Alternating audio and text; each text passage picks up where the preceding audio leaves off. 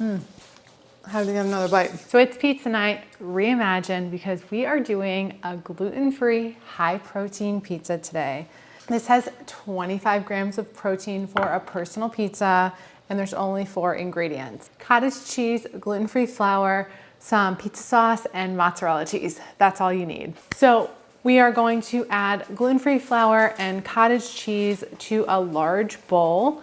Stir that up with a spoon, and once you notice that the flour and the cottage cheese kind of don't want to work together anymore, it's time to get your hands dirty. So we're going to put our hands in there and really squeeze that dough together. This will take 2 or 3 minutes, and you want to just consistently press the dough into the remaining flour and kind of flip it around and keep pressing it together until all of the flour is combined and the dough is no longer sticky. Because we're making personal pizzas, we're going to divide this dough into 2. So one thing that makes rolling out the dough really easy is that we're going to spray parchment paper with some olive oil, avocado oil, whatever you've got. Before you put that dough down, we're going to squeeze it into a tight ball. That way we can make a round pizza, and then put it on the parchment paper and press it out. I like to use my hands for this, but you could definitely use a rolling pin as well. One thing about a gluten-free dough, if you know, you know, is that the edges kind of never want to be together. So what I do is I use my hand, one hand to kind of form the edge, and I press with my other hand into the edge so that I have a round pizza at the end. This may take a minute or 2, but I promise you it is worth the effort. Once your dough is even thickness around and the edges look clean, I have a tip for you. You're going to want to take the dough and flip it over. So just take the dough with parchment paper, put it in your hand, flip it over, and peel the parchment paper off. Put the parchment back down, and then put that dough down.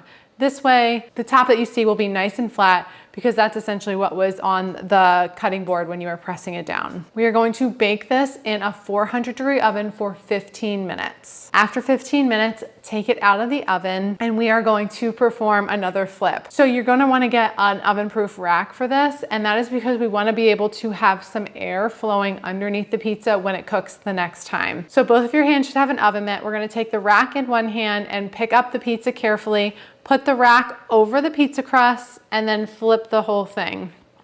Remove the rack, remove the parchment paper, and now you have the bare crust on a baking rack. Now it's time to add the toppings. So I like to keep it really simple. We're gonna add pizza sauce. I like to add a little extra cottage cheese here. You don't need a lot, but just a few dollops, and then spread it out. And then we're gonna add lots of mozzarella cheese.